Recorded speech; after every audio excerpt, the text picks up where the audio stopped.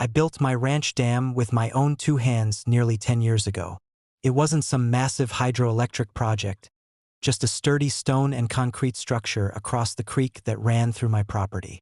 It created a small reservoir for my cattle, supplied irrigation for my fields, and doubled as a peaceful fishing spot. Best of all, it also slowed runoff during heavy rains, keeping the lower valley, where most of the HOA's cookie-cutter neighborhood sat, safe from flash floods. But the HOA never cared about benefits. They only cared about control. The trouble started when Karen, the self-proclaimed queen of the HOA, showed up with a letter in hand.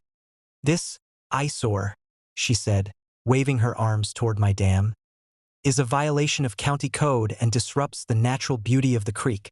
The HOA is demanding you demolish it immediately." I laughed in her face. "Lady, this is my land, not yours, and that dam is legally permitted. You'd better read the county records before you start bossing me around." But Karen didn't back off.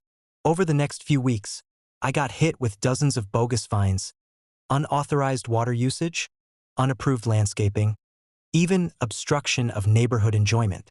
None of them were enforceable, but it showed how desperate the HOA was to strong-arm me. Finally, they escalated. One morning, I woke up to the sound of engines. A small crew of contractors, hired by the HOA, was parked near my fence line with excavators and jackhammers, ready to tear into my dam. I marched down there with the county permits in hand and blocked the gate.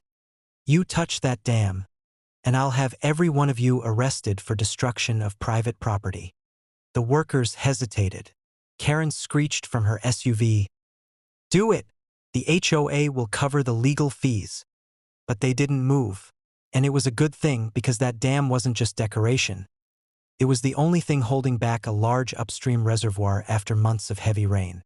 Removing it would be catastrophic. Karen stormed off, vowing that the HOA will win. Well, she got her wish, but not the way she imagined. 2 weeks later, a record storm hit. Rain poured for days. My dam held strong, carefully releasing water at a controlled rate, just like it was designed to. But Karen and her HOA, furious they couldn't touch mine, had petitioned the county to install a drainage ditch that diverted extra runoff around my dam and straight into their neighborhood.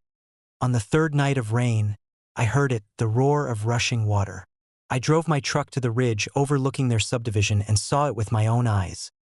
Streets turned into rivers, yards swallowed by muddy waves, cars floating like toys. Their solution had backfired spectacularly. By morning, half the neighborhood was underwater. Basements collapsed, fences floated away, and Karen's precious 2-story McMansion sat in the middle of what looked like a lake. When county inspectors investigated, they were furious. Not at me, but at the HOA. My dam was fully up to code. The HOA's unauthorized diversion ditch, however, was directly responsible for the flood. The verdict? The HOA was slapped with massive fines, lawsuits from homeowners, and an order to pay damages to every resident affected. Karen herself was personally sued for negligence, since she signed off on the ditch plan. As for me, my ranch was safe, high and dry behind my dam.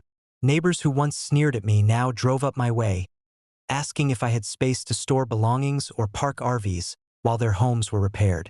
I helped where I could. After all, it wasn't their fault their HOA was run by tyrants. Karen, though, she had to move into a cheap rental far outside the neighborhood while her mansion was condemned. She doesn't scream at me anymore. When she sees me in town, she keeps her head down. And every time I sit by my dam, listening to the steady rush of water, I smile. The HOA wanted me to tear it down. Instead, it stood strong while their kingdom washed away.